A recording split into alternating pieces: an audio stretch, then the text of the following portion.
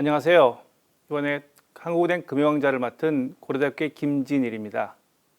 제가 오늘 여러분과 이야기하고 싶은 주제는요, 중앙은행의 변화라는 주제를 잡아왔습니다.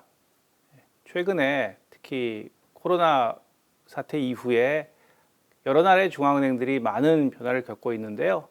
그와 관련돼서 특히 미국의 중앙은행인 연준, 흔히 페드라고 이야기하고요. 제가 자세하게 더 말씀드리겠지만 연방준비제도라는 이름의 미국의 중앙은행이 어떻게 변하고 있는지에 대한 주제를 중심으로 한번 제가 그 말씀을 나누어 보겠습니다. 처음에 일단 연준에 대해서 금융왕자를 들으시는 분들은 한국은행에 대해서 잘 아실 테고 중앙은행의 제도에 대해서 잘 아실 텐데요. 그러면서 연준도 많이 들어보셨을 텐데 제가 최근의 변화와 관련되어서 관심이 있고 그리고 최근의 변화에 있어서의 함의가 좀 높은 내용을 중심으로 간단하게 말씀을 드리고요. 그리고 나서는 최근의 변화를 알기 위해서는 그 조직의 역사를 알아야 되는데요. 미국의 통화정책이 어떻게 변해왔는가 하는 것을, 연준의 역사가 사실 미국의 역사가 그렇듯이 길지는 않습니다. 100년이 조금 넘었는데요.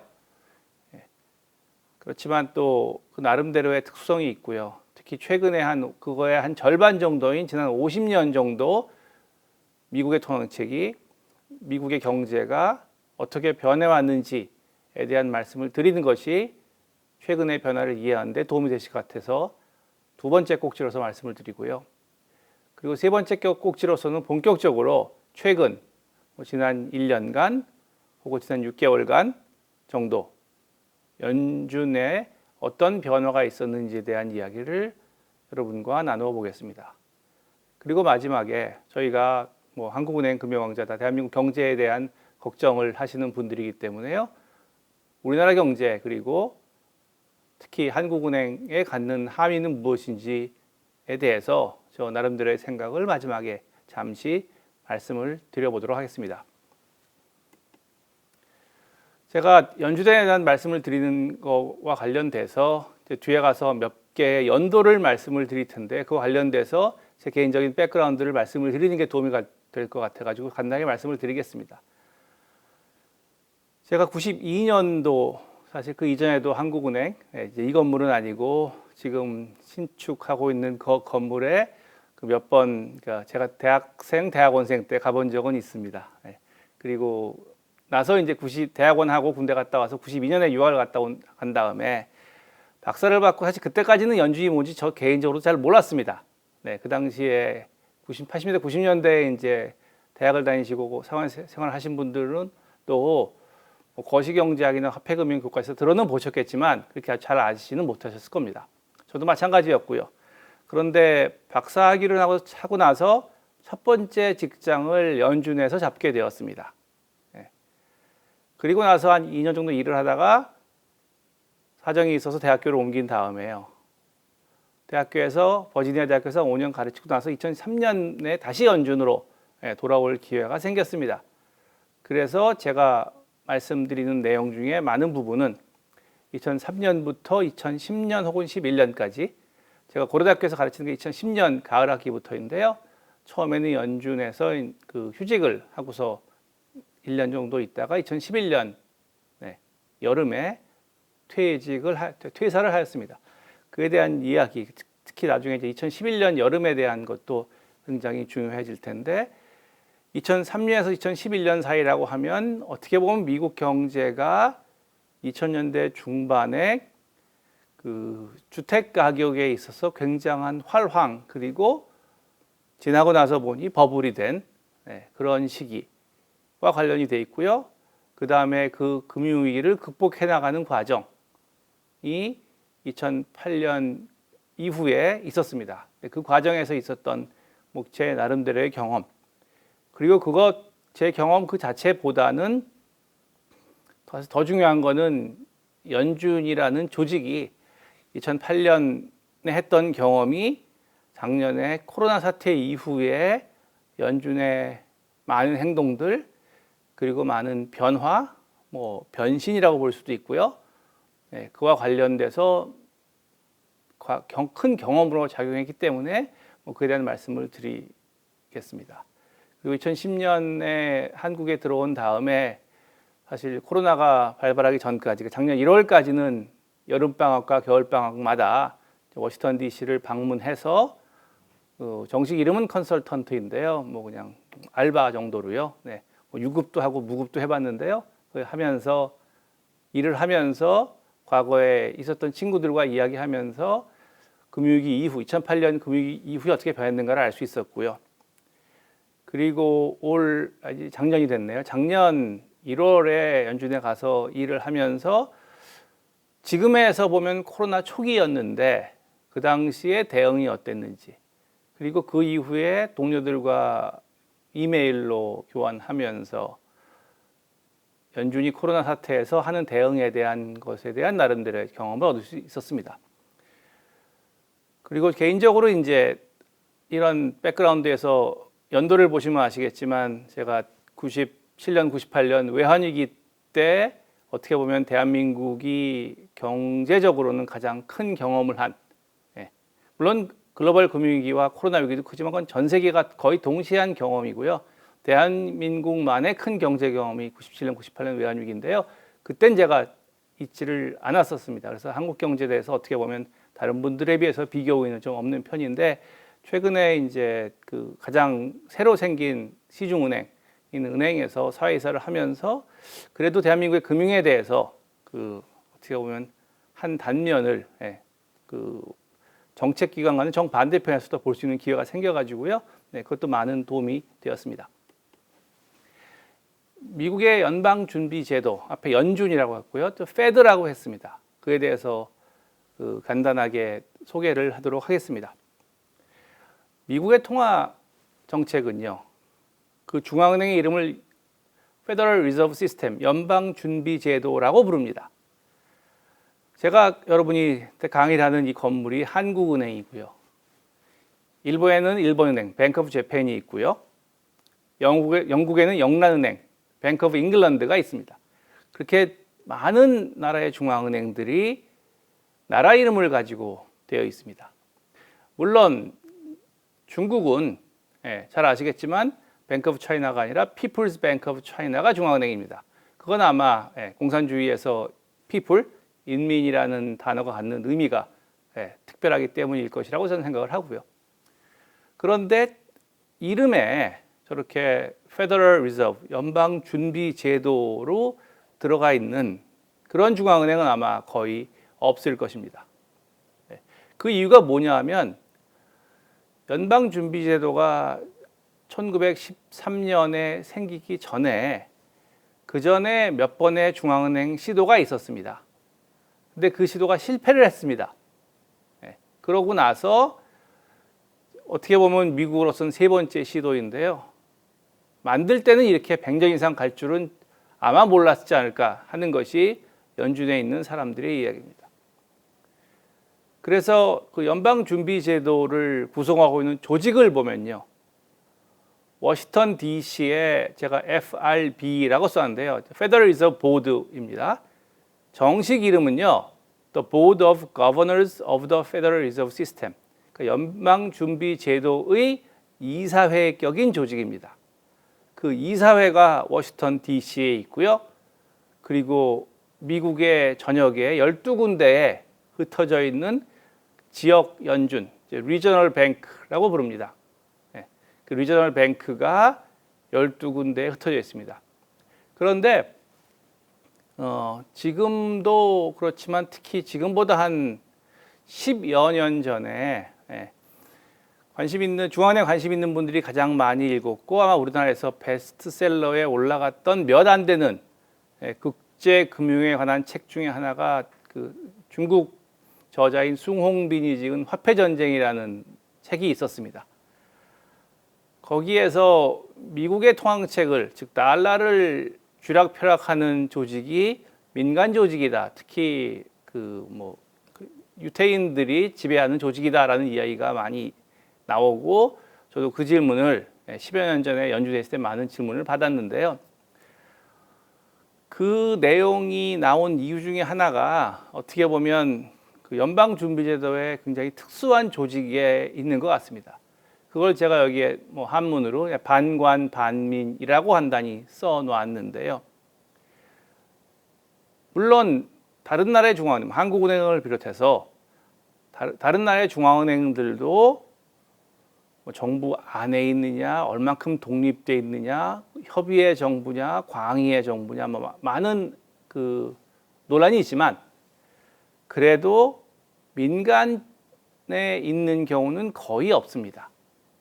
그런데 미국의 연준 제도는 워싱턴에 있는 이사회는 정부 내에 있다라고 할 수 있는데요. 여기에 12군데에 있는 지역 연준은 법적으로는 완전히 민간 단체입니다. 그러한 특성이 있는데 사실 이 특성을 설명하기가 상당히 어려웠는데요. 어떻게 보면 작년 11월 달에 미국의 대통령 선거 과정을 대한민국 뉴스에서도 며칠 동안, 보통 선거를 하면 몇 시간 만에 개표가 끝나는데 며칠 동안 자세히 보고 각 주마다 어떻게 선거인단 선출 방식이 다르고 하는 것을 보면서 상당히 많은 대한민국 뉴스를 그 부분에 할애했었는데요. 그러고 나서 보니까 미국의 제도라는 것이 얼마나 정치 제도가 독특한가라는 걸 국민 뭐 전 세계의 시민들이 많이 알 수 있는 그런 기회를 제공받았는데 중앙은행 제도도 마찬가지로 상당히 독특합니다. 그 독특한 거의 가장 큰 특징이 제가 말씀드린 반관반민이고요. 그것이 어떻게 보면 많은 그 중앙은행의 변화와 관련되어 있습니다. 그리고 중앙은행과 관련돼서 가장 중요한 것 중에 하나가 독립성과 그 다음에 투명성, 뭐 설명성인데요. 연준의 독립성으로는 워싱턴에 있는 7명의 이사들의 임기가 14년으로 되어 있습니다. 그리고 예산이 독립되어 있다는 게 가장 큰 특징일 테고요. 또 그렇지만 국회에 대해서는 상당히 높은 수준의 설명 의무가 있고요. 많은 부분에 있어서 뭐 통화정책은 약간의 논쟁거리가 있고 논란되고 있는 게 사실이긴 합니다만 감사도 받고 있는 게 사실입니다. 그리고 나서 가장 중요한 부분은 연준의 기능입니다. 물론 가장 중요한 것은 제일 위에 나와 있는 통화정책, Monetary Policy입니다. 제가 오늘 얘기할 주제도 그거고요. 근데 그와 관련돼서 다른 내용들도 상당히 관련이 많습니다. 제가 두 번째 펑션으로 나온 게 Lender of Last Resort라고 되어 있는데요. 최종 대부자 기능입니다. 연준도 다른 많은 중앙은행과 마찬가지로 처음에 태생에 있어서는 금융 안정과 상당히 관련이 많습니다. 금융위기를 몇 번 겪으면서 어떻게 하면 금융위기가 나지 않게 통화를 적절히 제공할 것인가 하는 것이 큰 목적 중에 하나였기 때문입니다. 그런 의미에서 Lender of Last Resort고요. 글로벌 금융위기 이후에 그리고 특히 코로나 위기 이후에 전 세계 중앙은행들이 이 최종 대부자 기능과 관련돼서 한국은행은 물론이고요. 많은 현재 변화를 겪는 과정에 있습니다. 그리고 우리나라의 경우에는 외환위기 이후에 이제 금융감독원이 생기면서 은행감독을 하는 기구가 별도로 생겼지만 국가마다 다르긴 한데 미국 같은 경우에는 여러 기관이 공동으로 은행 감독과 규제를 하고 있습니다. 그렇게 어떻게 보면 공동으로 여러 기구가 동시에 규제를 하는 것도 그것도 미국만의 상당히 독특한 특징이긴 한데요. 또 그 나름대로의 장점과 단점이 있는 것은 사실입니다. 그리고 화폐 공급, 그리고 결제, 최근에 또 많은 분쟁이 일어나고 있죠. 문제 있고요. 제일 마지막에는 정부의 은행이라고 하는 주제입니다. 보여지는 사진이요. 그 연준 이사회를 약간 남서쪽에서 찍은 사진입니다. 위에 그 깃발은 연준 깃발이고요.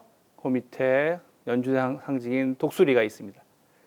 그리고 이 건물의 2층의 중앙에서 미국의 통화 정책을 결정하는 회의가 1년에 8번 일어나고요. 그래서 밑에 이제 여기 안쪽에서 바깥으로 보시면 과거에 이제는 일반인에게 개방이 됐었습니다. 2001년 9.11 이전에는요. 그때 보면 이제 앞에 그 잔디밭과 그 다음에 조그만 그 호수처럼 만들어 놓은 인공 호수처럼 만들어 놓은 게 이제 보이고요.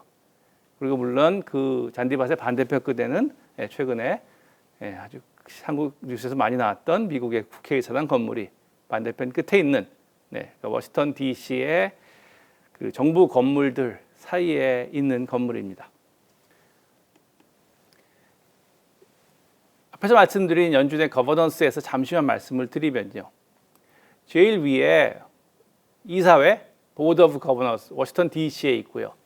그 다음에 12개의 디스트릭트라고 해서 12군데의 페더럴 리저브 뱅크가 있습니다. 그렇게 12개가 있고요. 그런데 저희가 많이 알고 있는 FOMC, 그러니까 이 올해 1월 또 1월 이제 마지막 주 화요일, 수요일 날 FOMC가 열리고요. 그런 발표가 이제 목요일 날 새벽에 날 겁니다. 아마 이 그 유명자가 되기 하루 전쯤 되지 않을까 싶은데요. 그 FOMC에서 참가는 19명이 합니다. 제가 앞에서 보여드렸던 이 건물에 있는 7명의 이사분들과 2층 정가운데가 회의실이고요. 왼쪽과 오른쪽으로 이사들의 방이 7개가 배치되어 있습니다. 그 7명의 이사들과 12군데의 지역 연준 총재들, 즉 19명이 다 회의에 참여를 하고요. 그게 FOMC 회의고 그 중에서 12명만 투표를 합니다. 그게 어떻게 보면 앞서 반관 반민과 관련돼서 회의를 할 때는 공적인 기관, 관외기관인 이사회에서 7명이 참석하고 민간의 성격이 짙은 리저널 뱅크에서 12명이 참가를 하는데 투표는 관외기관인 7명의 이사들은 모두 다 항상 투표를 하고요. 12명의 지역 연준 총재 중에서 뉴욕 페드의 총재는 항상 투표를 하고요. 뿐만 아니라 뉴욕 페드 총재는 FOMC의 부의장의 역할을 합니다. 그리고 나머지 11명은 2명 혹은 3명이 짝을 지어서 돌아가면서 즉 경년제 혹은 3년마다 1년씩 투표권을 갖습니다. 그래서 금융시장에 계시는 분들은 이제 예를 들어서 이번 주에도 많은 연준 인사들이 강연을 하는데요. 그때 투표권이 있는 사람인지 없는 사람인지도 약간은 구별을 해서 보여주고 있습니다. 그렇게 해서 12명이 투표를 하고요. 그리고 얼마 전까지는 이사회의 7명 중에 2명이 공석이었습니다.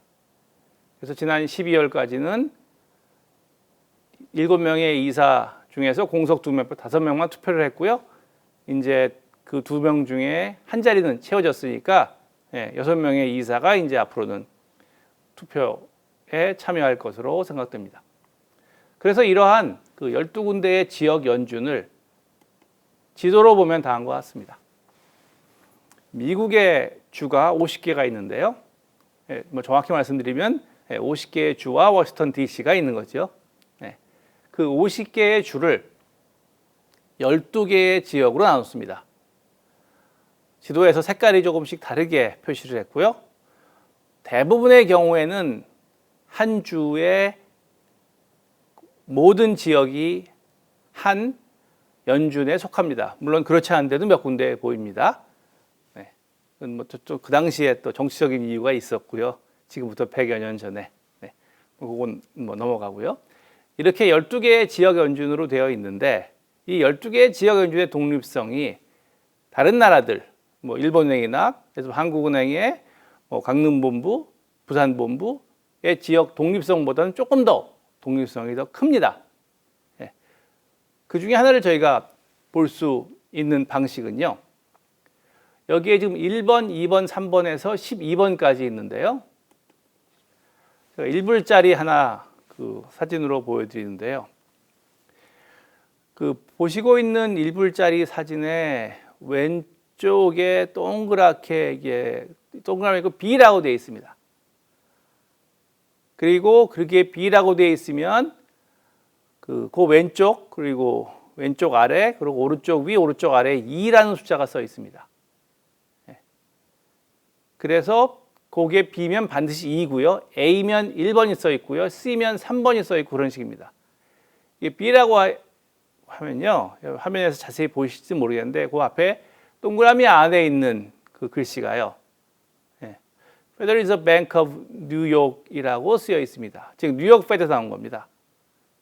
그래서 1번은 보스턴 페드, 1A는 보스턴 페드, 2B는 뉴욕 페드 이런 식으로 다릅니다. 그러니까 12번이 샌프란시스코 페드에서 나온 돈이죠. 그게 왜냐하면 100년 전에는 실제로 어떤 지역에 돈이 얼마나 돌아다니고 있는지가 당시에는 상당히 중요했기 때문에 그런 전통이 있고요. 아직도 그것은 지켜지고 있습니다. 이 돈은 제가 보니까 2009년에 나왔고 당시에 재무부 장관 티모티 가이트너의 사인이 들어가 있는 돈이네요. 연준의 그 의장, 그러니까 지금 최근에 그만두신 네 분이 동시에 찍은 사진은 어떻게 하나 있었습니다. 제 기억이 맞다면 이 사진은 아마도 2013년, 그러니까 아까 말씀드렸지만 제가 1913년에 연준이 창립이 됐고요. 그보다 100년이 지난 2013년 사진이 아닐까 하는 게 제 기억입니다. 여기 앉아 계시는 지역 연준 총재들의 이름하고 재임 기간을 대조해 보면 제가 쉽게 확인할 수 있을 것 같은데요. 아까 보여드렸던 2층의 FOMC 회의실입니다. 우리말로 하면 금통위 회의실 같은 데죠. 거기에서 당시의 연준 의장인 버난케 의장이 제일 앞에 걸어가고 계시고요. 그리고 버난케의 전임자인 그린스팬, 그리고 그린스팬의 전임자인 폴 볼커, 지금은 돌아가셨는데요. 그분이 이제 2013년에 100주년 기념 행사에서 찍은 사진이 아닌가 싶고요. 그 제일 뒤에 계시는 분이 당시에는 연준 부의장이셨고요. 그 다음에 연준 의장을 하시고 그 연임은 못 하셨고 잠깐 그 연구소에 계시다가 아마 조만간 1월 20일부터 아마 이 강연이 나갈 때쯤에는 미국의 재무부 장관으로서 일을 하고 계시지 않을까 하는 그런 생각입니다. 제니 옐렌 박사님입니다. 뒤에 가서 이 네 분의 키와 관련된 것들을 한번 또 제가 보여드릴 예정입니다.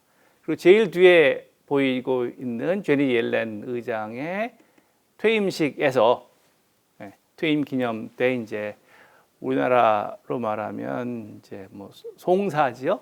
그렇게 하는 그 제롬 파월 의장이 송사를 하고 있고요. 오른쪽에 옐렌 의장과 그리고 그 스파우스인 에컬로프 교수가 이렇게 두 분이 앉아 계시고요.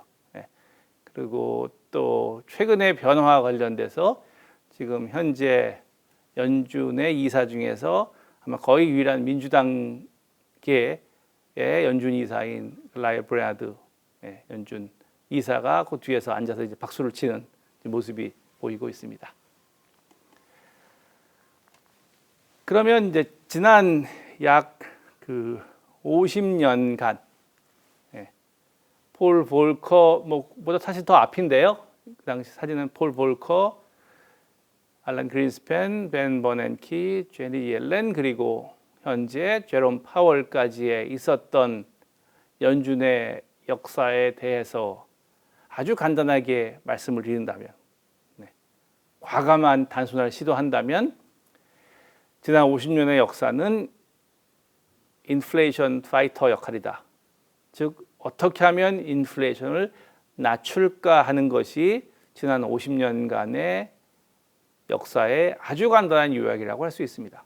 즉 처음에 70년대에 케인지안 경제학과 더불어서 뭐 연준의 정치적인 지형도 문제가 있을 테고요. 그래서 인플레이션이 보이는 그림처럼 10% 이상까지 올라왔었습니다. 물론 여기에 연준의 역할이 큰 건지 아니면 대한민국 경제를 평가할 때 마찬가지겠지만 74년, 79년에 유가 파동이 큰 건지 뭐 그건 논쟁거리는 있는데요. 어쨌든 70년대의 인플레이션을 통해서 10%를 넘어갔던 인플레가 79년 이후로 연방기금금리를 20% 수준까지 올리는 아주 긴축적인 통화정책을 통해서 지난 3, 40년 동안 인플레이션이 낮은 수준으로 내려왔습니다. 물론 2008년 금위기 때 잠시 물가, 인플레이션이 마이너스로 간 적도 있었고요. 자세히 보이신지는 모르겠는데 사실 저 98년 그리고 2003년, 4년 이때도 인플레이션이 상당히 낮은 수준까지 내려간 적이 있습니다. 그래서 그 당시에 버난케, 당시에 아마 프린스턴 교수를 하시다가 연준에 온 직후였을 것 같은데요. 네, 그 초청받지 않은 인플레이션 하락, unwelcome fall in inflation이라는 연설을 했던 것도 제가 기억이 나는 게 2003년 정도입니다.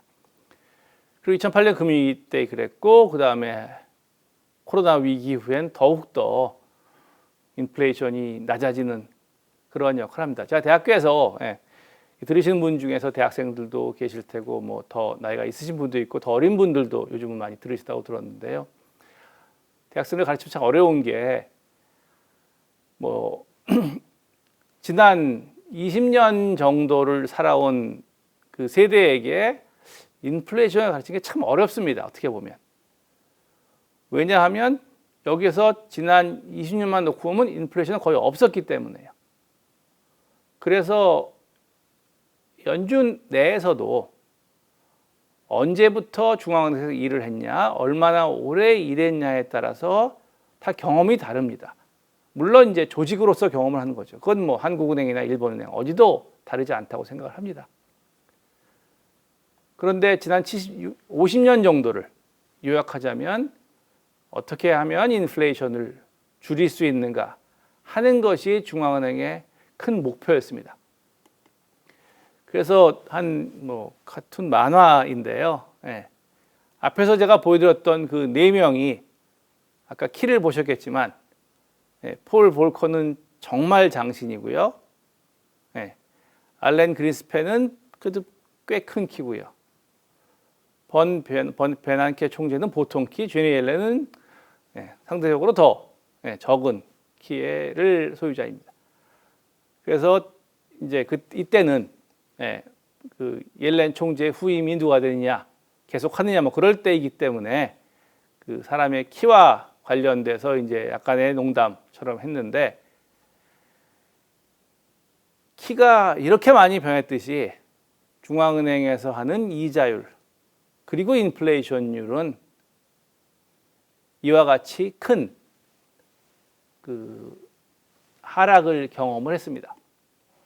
그런데 이제 최근으로 돌아와서 오늘의 주제인 최근의 연준의 변화와 관련해서 말씀을 드리면 제가 보여드리는 것은 앞으로 연방 기금금리, Federal Funds Rate, 뭐 미국 중앙은행의 기준금리이고요. 그리고 미국의 소비자 물가 CPI 인플레이션이 어떻게 될 것인가에 대한 전망입니다. 이 전망을 보시면 소비자 물가가 아마 올해 뭐 여름 정도 되면 2% 정도로 회복을 할 것이다. 그렇지만 기금 금리는 계속 내년까지도 0% 수준에 있을 것이다라는 게 일반적인 예상입니다. 물론 예상이고요. 어떻게 될지 모르죠. 제가 오늘 나오면서 뉴스를 보니까 한 지역 연준 총재께서는 비교적 빨리 이자를 올릴 수도 있다라는 이야기를 하셨다는 뉴스를 보면서 나왔는데요. 사실 뭐 미래는 아무도 모르고요. 특히 미래의 변화가 정책이 어떻게 바뀔지 아무도 모릅니다. 그렇지만 제가 앞에서 보여드렸던 과거의 경험과 비교하면 그때보다는 훨씬 더 인플레이션을 용인하는, 인플레이션을 일으키는 정책으로 선회해 간다는 것은 뭐 틀림없는 사실인 것 같습니다. 그러니까 지난 50년 동안 최근까지 한 40년간 틀림없이 인플레이션을 줄여나가는 인플레이션 파이터였다면 연준 그리고 뭐 다른 많은 중앙은행들이 최근 몇 년간은 그리고 또 앞으로 코로나 위기에서 벗어나는 것이 거의 확실해질 때까지는 인플레이션을 용인하도록 하는 정책을 펴나갈 것이다 라는 말씀입니다. 그와 관련돼서 가장 우리가 쉽게 알 수 있는 것이 미 연준의 자산 규모를 나타내는 그래프입니다. 얼마 전에 한 언론사에 이제 칼럼을 쓰면서 드렸던 그림인데요. 제가 앞에 말씀드렸을 때 2003년부터 2010년까지 연준에서 일을 할 때는요. 지금 이 그래프의 제일 왼쪽에 보시면 2006년, 7년, 8년까지에 있었던 거의 아마 여러분의 컴퓨터 화면에서는 일직선으로 보일 겁니다. 그렇지만 자세히 보시면 일직선은 아니고요. 상당히 나름 변동폭이 조금은 있습니다. 그리고 그 당시에는 그 변동이 왜 일어났는가, 그거의 의미가 무엇인가, 쉽게 얘기하면 서플라이와 디맨드의 차이에 대한 연구를 뭐 저도 개인적으로 많은 보고서를 봤던 기억이 납니다. 그게 1조 달러도 안 되는 액수에서 계속 조금씩 왔다 갔다 했었고요. 그런데 2008년 금융위기가 오면서 뭐 QE1, QE2, QE3 많이 들어보셨을 겁니다.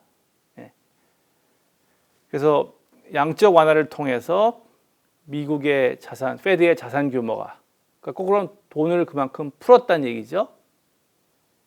1조 달러도 안 되던 액수에서 4조 달러가 넘어가는 액수까지 2015년 정도에 늘어났습니다. 거의 4배가 늘어난 거죠. 이러한 급격한 상승. 그렇지만 인플레이션은 그만큼 생기진 않았죠. 뭐 거꾸로 얘기하면 화폐 유통 속도가 줄어들었다라고 보시면 뭐 가장 간단합니다. 그런데 이렇게 늘어난 자산 규모와 관련돼서 2015년 정도에 그 전에 있었던 여러 가지 그 긴축과 관련된 위험을 견디고 나서 2015년부터는 이제 자산 규모를 늘리진 않았습니다. 2015년부터 2018년 정도까지 평평한 구간이 보이실 겁니다. 그러면서 이제 그때 이슈가 뭐였냐면 기억하실지 모르겠지만 언제 자산 규모를 다시 줄일 것인가 하는 문제였습니다. 그래서 2018년부터 자산 규모를 드디어 줄여나가기 시작했죠. 이자율을 올린 것은 2015년 말로 제가 기억을 합니다. 2018년부터 자산 규모를 줄여나갔고요.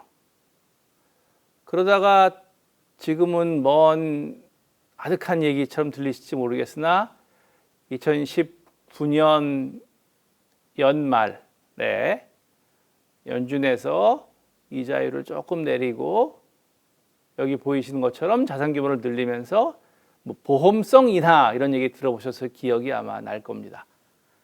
그래서 그 보험을 잘 들었냐 못 들었냐를 그래 두고 보자 라고 하면서 뭐 미국의 중앙은행 내부 외부 학계에서도 갈라져서 한참 으르렁거렸던 기억이 나는데 이제 2010년 작년에 코로나가 닥치면서 그거는 이제 확인하지 못할 정도로 보유자산이 이제 7억 달러를 넘어간 그런 수준으로 늘어난 겁니다.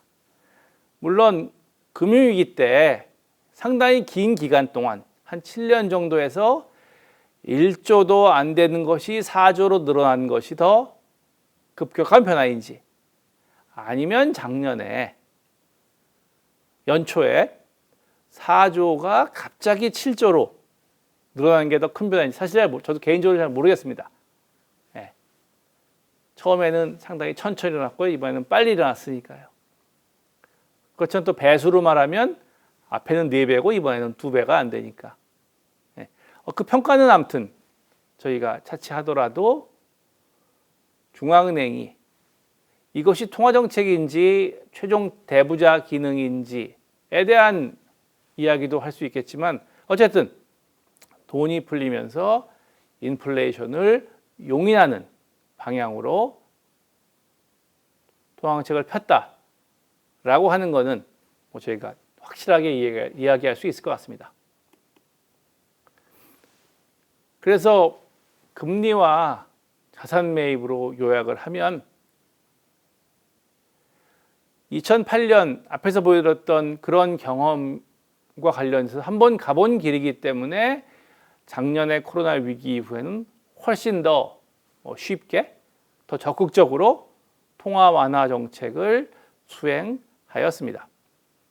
그래서 기준금리도 미국뿐만 아니라 영국은 이제 뱅크 레이트라고 부르고요. 그 다음에 EU, 그러니까 ECB죠. 일본은행, 우리나라 등도 상당히 많은 폭의 인하를 했습니다. 작년에 미국의 통화정책과 관련돼서 가장 이제 제가 대학교에서 학생들을 가르치고 있다 보니까 기억에 나는 날짜는 3월 16일이었습니다. 사실은. 원래 3월 2일 월요일이 대학교 개강하는 날짜였는데요.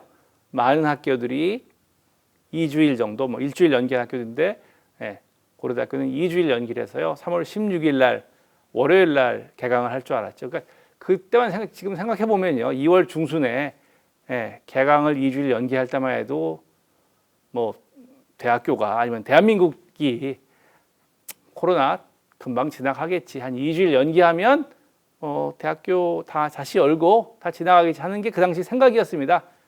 그래서 2주일 연기했죠. 그렇지 않았으면 2주일 연기할 필요가 없었죠. 근데 2주일 연기를 해서 16일 날 개강인데 2주일 지나면서 보니까 코로나가 심해지면 심해졌지 나아지진 않고 이제 온라인으로 강의를 하는 거죠. 제가 지금 여러분에게 녹화하는 것처럼. 그런데 그날 저도 새벽에 일찍 일어나서 6시 정도에 일어나 가지고 이제 처음으로 온라인 강의도 준비해야 되니까 일찍 일어나서 뉴스를 딱 틀었더니 여기저기서 속보로 내려오던 게 지금도 기억이 나는데 미국 중앙은행이 기준금리를 100 베이시스 포인트, 흔히 25bp를 원 스텝이라고 하니까요. 그러니까 4가지 계단을 뛰어내려간 거죠. 날라내려간 거죠, 거의요.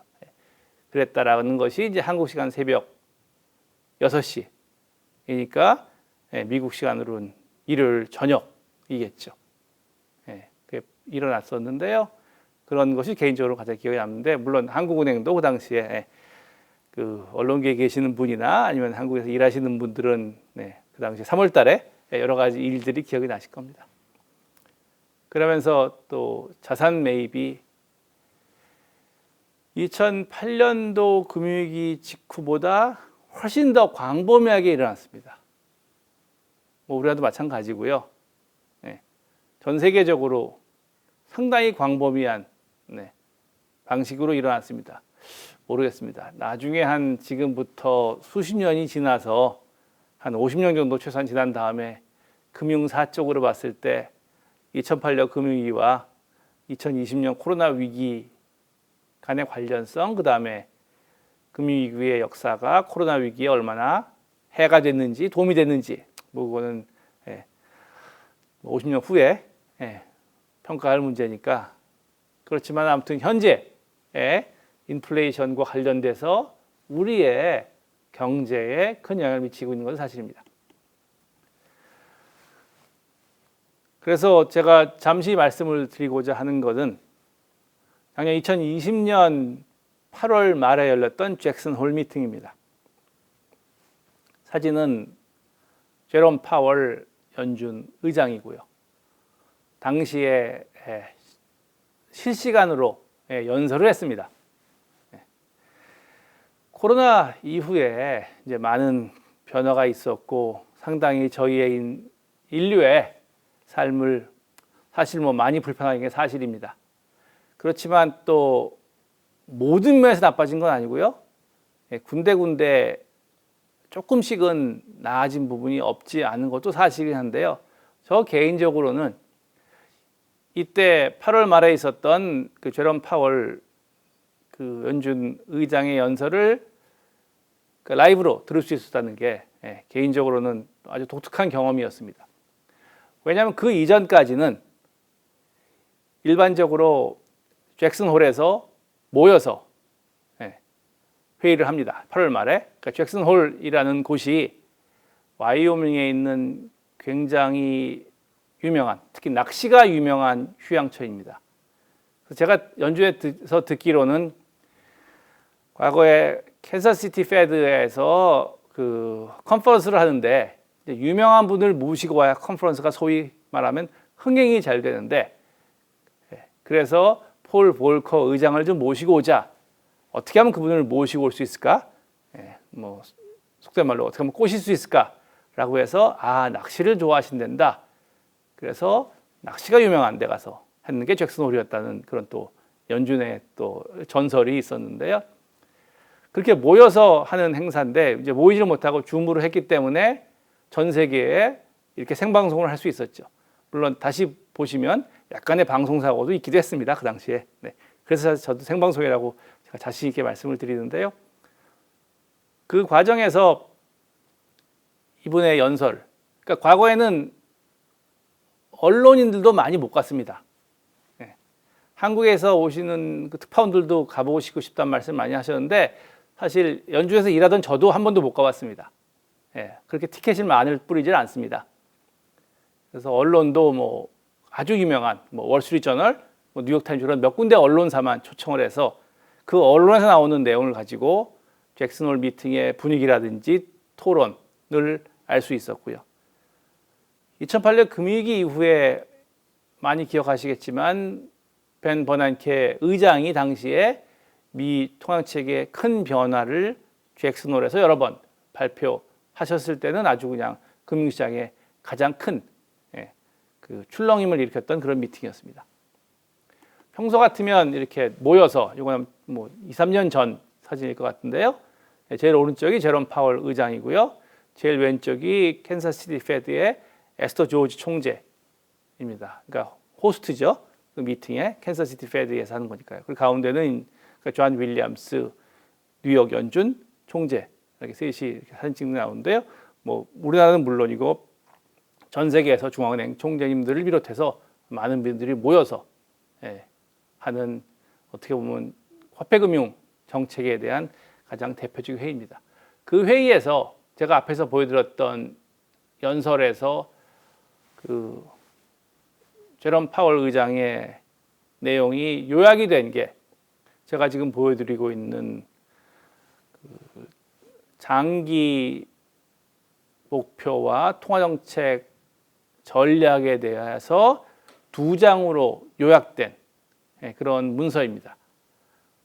즉 중앙은행이 중앙은행 법에 따라서 여러 가지 통화정책을 폈는데 그와 관련돼서 어떤 원칙을 가지고 하겠다고 하는 것을 2012년에 발표를 했습니다. 그때가 아마 어떤 의미에서는 2% 인플레이션 목표를 명확히 했던 그런 시기였고요. 그 2012년의 선언문이 그 이전에 해오고 있었던 통화정책의 전략을 명시적으로 이야기했다면 작년 8월 27일 날 잭슨홀에서 연설을 통해서 발표한 제가 지금 보여드리고 있는 버전이 2020년에 앞으로 어떻게 해나갈지에 대한 그 내용을 가장 잘 반영해주고 있다고 생각합니다. 약 1장짜리 발표문인데요.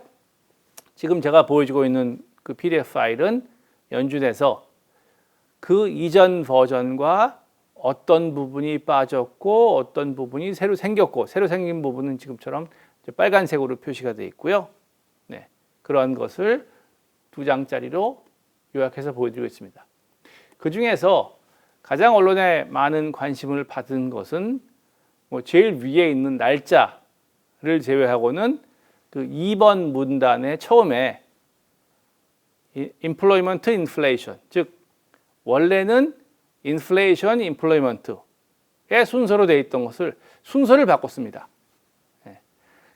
그래서 사실 수학적으로 보면 A 더하기 B랑 B 더하기 A가 그 교환 법칙이라고 하나요? 같죠? 근데 그건 수학의 영역이고요. 이제 언어의 영역으로 오면 아니면 감정의 영역으로 오면 A와 B 그 말과 B와 A의 말라는 말 사이에는 엄청난 간극이 존재를 합니다. 여러분도 인생에서 여러 번 느끼셨을 텐데요. 그래서 과연 이 차이가 뭔지에 대해서는 논쟁거리이긴 하지만 어쨌든 순서에 있어서 인플레이션보다 임플로이먼트를 앞으로 내세운 것은 큰 변화라고 볼 수가 있습니다. 그리고 고용과 물가에 있어서 각각에 있어서도 변화가 있었습니다. 고용과 관련돼서는 많이 들어보셨겠지만 그동안은 고용이 적절한 수준으로부터의 편차, 디비에이션을 고려한다라고 했던 것을 지금 보여드리는 스크린의 오른쪽 중간에 빨간색으로 shortfall이라는 단어가 나오는데요. 그러니까 가장 최적 혹은 최대 고용량으로부터의 부족한 부분에 따라 판단을 하겠다라고 했죠. 그러니까 이게 사실 저도 개인적으로 아는 FOMC에 참여하는 19명 중에서 일부 인사와 교환한 의견에 따르면 조금씩은 의견이 사실은 다릅니다. 왜냐하면 19명, 당시엔 17명이죠. 두 자리 공석이 있었으니까. 17명이 전부 다 동의하는 언어를 뽑아내려고 보니까 약간 좀 말이 좀 애매해지는 것은 있습니다.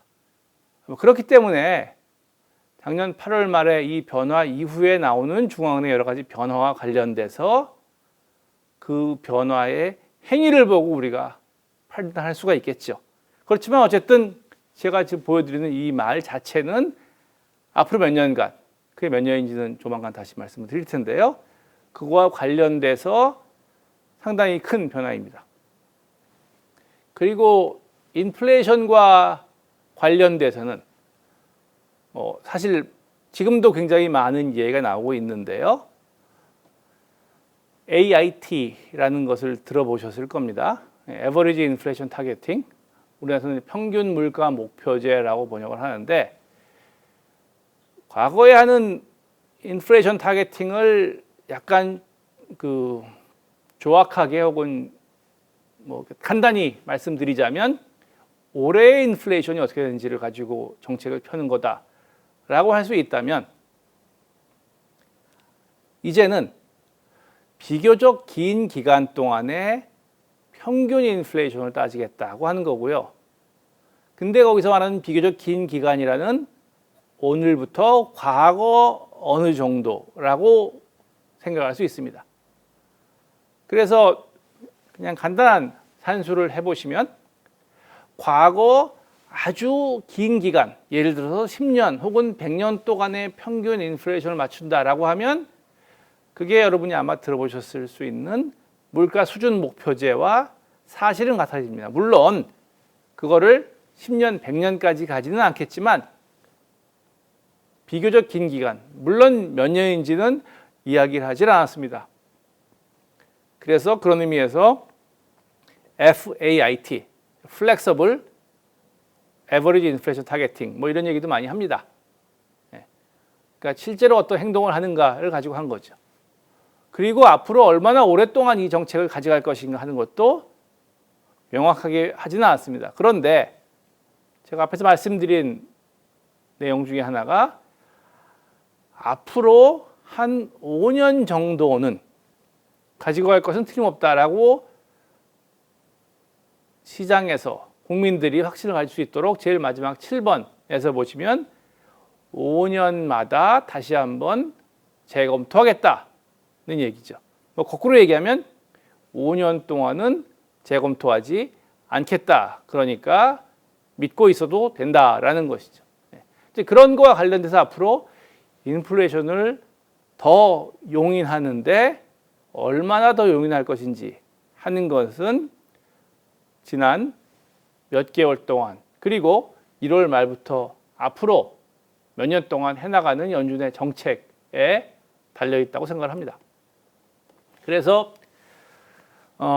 제가 한국은행에서 지금 금융왕자를 하고 있지만 여러분들이 앞으로 연준의 변화와 관련돼서 한국은행에서 나온 정보를 많이 보시고 개인적으로 가장 많이 보는 거는 제가 워싱턴에 있어서 워싱턴 그리고 뉴욕 사무소에서 나오는 현지 정보입니다.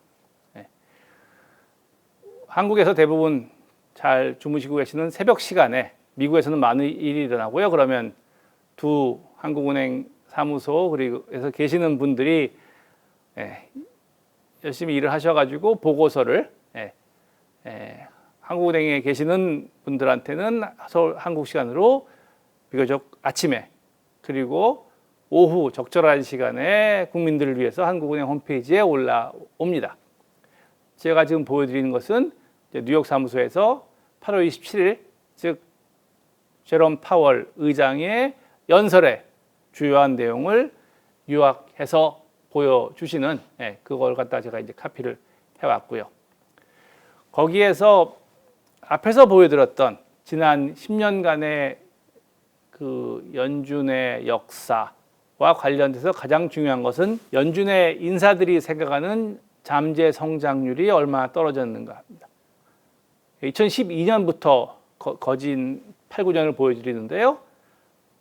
2.5%, 1.75%까지 0.5%포인트 이상 떨어졌습니다.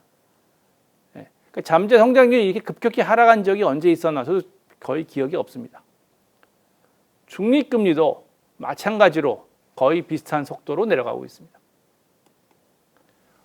그런데 물가 상승률 전망은 왼쪽에 보여드리는 것이 어떤 특정한 해의 물가 상승률을 시간이 지남에 따라서 어떻게 예측하는가.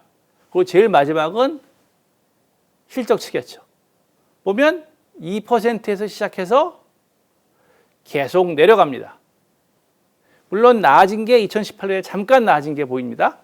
그걸 제외하고는 항상 점점 안 좋아졌습니다. 지난 경제가 흘러온 거죠. 그리고 이것은 워싱턴 주재원에서 이제 연준법 개정과 관련돼서 최근에 이제 한국은행법 개정과 관련돼서 대한민국 국회에서 뭐 여러 가지 논의가 있다는 것도 뭐 잘 아실 것이라고 생각하는데요. 미국도 연준법 개정과 관련된 논의가 최근에 많이 있습니다. 코로나 이후에 심해진 불평등 해소와 관련된 것인데요. 특히 조지아 선거가 1월 초에 그 결론이 나면서 아마 연준은 또 연준대로 그 중앙은행법의 변화가 있을 것이라고 생각합니다. 그래서 그에 대한 요약을 이제 해주신 건데 앞에서 말씀드렸지만 이 완전 고용과 관련돼서 포용적인 의미, inclusive라고 하는 단어가 가운데 보이실 텐데요. 어떻게 보면 미국 정치 혹은 미국 사회 특수성과도 관련이 있습니다. 그 가장 오래된 그 흑백 갈등 문제와도 관련돼 있고요. 코로나 이후에 더욱더 심해졌기 때문에 어떻게 보면 중앙은행이 하는 일에 대해서 그 약간의 뭐 철학적인 고민과도 관련이 되어 있다고 생각을 합니다. 그런 고민과 관련돼서 결국 FOMC 참가자들이 동의한 단어가 숏폴이 아닌가 하는 게 저 개인적인 생각이고요. 그러한 이탈에서 고용 부족으로 변경한 것의 의미는 앞으로 FOMC 미팅이 지나가면서 계속 생길 것이라고 생각을 합니다. 그리고 물가 안정 목표제도 평균 물가 목표제와 관련돼서 앞으로 2% 이상의 물가를 인플레이션을 용인한다고 하는데 그게 얼마나 높은 수준을 얼마나 오래 용인할지에 대한 내용도 연준 인사들이 점차 연설 등을 통해서 포멀라이즈 할 것이라고 생각합니다. 그리고 그런 것과 관련돼서 연준에서 해온 여러 가지 행사들, 그 페드 리슨스 이벤트 같은 경우에는 학계와의 행사도 하고 막 그랬는데요. 그런 것과 관련돼서 많은 커뮤니케이션이 이루어지고 있는데요. 앞으로도 더 어떻게 보면 활발한 커뮤니케이션이 있을 것이라고 생각합니다. 그래서 가장 최근에, 그러니까 제가 지금 녹화를 하는 현실 시간으로서 가장 최근인데요. 아마 방송됐을 때는 1월 말 FOMC 미팅이 한 달 났을 테니까 12월 달에 FOMC 미팅을 하고 수요일 날 오후 2시, 그러니까 우리나라 시간으로는 목요일 날 새벽 4시에 나온 발표문입니다. 그래서 앞으로도 이렇게 1년 8번 동안 나오고 그중에 4번은 제가 지금 보여드리는 게 경제 전망에 대해서 19명, 당시엔 17명이었는데요. 17명이 가지고 있는 경제 전망이 어떤지에 대한 것을 주시는데 사실 이 숫자가 갖는 의미가 얼마나 큰지 작은지에 대한 논쟁은 있습니다. 그리고 누가 어떤 숫자를 했는지 얘기하지는 않습니다. 그것도 이제 앞으로 점점 변화가 있을 것이라고 생각하고요. 그와 관련돼서 금융시장에서는 가장 관심이 많은 게 이제 지금 보여드리는 이제 점도표이겠지요. 연말에 중앙은행이 가지고 있는 기준금리가 어느 수준에 있겠는가 하는 것을 FOMC 참가자들이 17명이 점을 찍은 겁니다. 그리고 12월부터 그전보다는 훨씬 더 많은 정보를 공유하고 있는데요. 그 중에 하나가 여기 보이는 드리고 있는 것처럼 불확실성은 어느 정도인지를 가지고, 물론 이게 어떤 의미인지는 뭐 상세한 설명은 나와 있습니다만, 그 불확실성의 정도를 시장에 알려주는 것도 큰 의미라고 생각합니다. 최근에 우리나라도 금융시장, 특히 주식시장 등등과 관련돼서 비트코인 더 말할 것도 없고요. 큰 변동성이 있는데요. 이제 앞으로 변동성에 대해서 어떤 식으로 생각을 하고 있다는 것을 시장과 소통하는 방식이 작년 12월부터 새로 들어온 방식입니다. 새로 추가된 방식입니다. 그러면 이제 간단히 요약을 해보도록 하겠습니다. 지난 3, 4년 동안 경제가 2015년에 연준에서는 처음으로 이자를 올렸고요. 오랜만에. 그리고 나서 경제가 좀 나아지다가 최근에 좀 안 좋아졌는데 보여드린 것의 왼쪽은 국제통화기금에서 나오는 월드 이코노믹 아웃룩에 있는 내용이고요. 제목이고요. 오른쪽은 세계은행에서 나오는 글로벌 이코노믹 프로스펙트. 며칠 전에 새로 나왔습니다. 그래서 그 제목이 Subdued Global Economic Recovery라고 되어 있고요. 1월 말에는 뭐 중순, 하순, 아마 하순경이 될 것 같은데요. 월요일 정도에는 IMF에서도 경제 전망을 발표하면 뭐 거의 비슷한 제목이 되지 않을까 싶습니다. 쭉 보시면 경제가 2018년 정도에 가장 좀 나아졌고 하는 게 보입니다. 그림으로 보시면 파란색은 19년의 경제 성장률의 세계 경제 성장률 전망을 그려놓은 겁니다. 시간의 흐름에 따라서 2018년이 조금 나아진 게 보이죠. 그때 우리나라도 아마 유일하게 나아졌고요. 저 때가 아마 제 기억이 맞다면 IMF의 크리스 라가르드 총재가 아주 오랜만에 밝은 모습이다라고 이야기를 하셨던 기억이 납니다. 그런데 이런 변동도 코로나 이후에 빨간색이 2020년의 성장률인데요. 막 2018년에 조금 올라갔다가 조금 내려왔었는데 이전에는 거의 보지 못했던 전 세계 경제가 마이너스로 떨어지는 그러한 것이 최근에 큰 변화입니다. 물론 이제 백신과 관련돼서 회복은 되고 있고요. 물론 그 회복이 빨라지면 오히려 인플레이션 걱정하는 목소리도 틀림없이 나오고 뭐 이미 좀 나오고 있다고 생각을 합니다. 그래서 이 그림은 이제 연말에 이자율이 어떻게 될 것인가 하는 것을 그 전망 18년 좋아지고 그리고 불확실성 MAD라는 게 Median Absolute Deviation을 한 건데요. 그것이 이제 보였던 게 지난 3, 4년 동안 좀 2018년까지 나아졌다가 다시 지금 안 좋아져서 지금은 코로나 사태로 돼 있는 거죠. 우리나라 얘기를 마지막으로 잠시만 드리고 말씀을 마치도록 하겠습니다. 앞에 제가 보여드렸지만 지난 10년 정도의 큰 변화가 우리나라에도 코로나에서 변화는 물론이고요. 그 전에 워낙 세계 경제, 특히 금융시장이 서로 통합되어 있다 보니 제가 말씀드렸던 그러한 인플레이션과 관련된 내용, 실물 경제, 특히 노동시장과 관련된 내용이 대한민국 경제에도 유사하게 또 어떤 부분은 더 심하게 영향을 미치고 있습니다. 그것도 대한민국의 노동시장의 특성과도 관련이 있겠죠. 그리고 앞에서 말씀드렸지만 연준에서 조금 더 포용적인 방식으로 연준법을 개정하자고 하는 논의가 있고요. 말씀드렸듯이 우리나라에도 그와 같은 방향으로 한국은행법 개정 논의가 있는 것이 사실입니다. 그것이 어떻게 결론내든지 간에 사실 중앙은행이 한 역할이 제가 앞에서 보여드렸던 통화정책 그리고 최종 대부자 기능 그러한 두 가지를 포함한 다른 기능과 관련돼서 중앙은행이 어떤 역할을 하게 하는지를 되돌아보는 기회라고 생각을 합니다. 우리나라도 마찬가지고요. 연준에 있는 제 과거 동료들도 최근의 변화를 그런 방향에서 많이 생각을 하고 있습니다. 그러니까 중앙은행이라는 조직이 제가 앞에서 미국의 1달러짜리를 보여드렸지만 어떻게 보면 저희가 가지고 있는 그 돈, 그게 지폐 형태건 아니면 다른 형태건 간에요.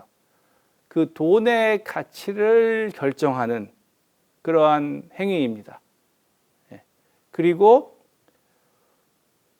우리나라에서 흔히 마통이라고 얘기하는 마이너스 통장으로 말한다면 아마 모든 국가에서 유일하게 무한대의 마이너스 통장을 가지고 있는 조직이라고 혹은 조직이죠.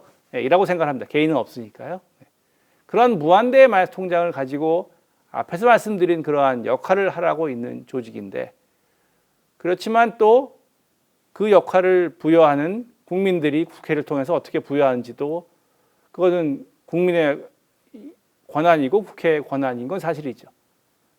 그래서 최근의 연준의 변화와 관련돼서 고용이 왜 중요해지는지 그리고 그것이 우리나라 경제에서 어떤 의미를 갖는지에 대해서 제가 지금 보여드리는 금통위원 분들이나 아니면 어떻게 보면 더 그 거버넌스상에서 말씀드리면 상위 조직인 국회에서 그 적절히 결정해 주시는 것이 앞으로 상당히 오랫동안 대한민국의 경제에 큰 영향을 미칠 테고요. 연준의 변화와 대한민국의 변화도 조금 더 발전적인 방향으로 가면 그래도 여러분이 모두 다 이렇게 금융왕좌도 온라인으로 시청하시고 있는 이러한 그 코로나 시국을 해서 우리가 얻는 교훈의 하나로서 조금 더 발전할 수 있는 기회가 되지 않을까 그런 생각으로 금융왕좌를 마치도록 하겠습니다. 시청해 주셔서 감사합니다.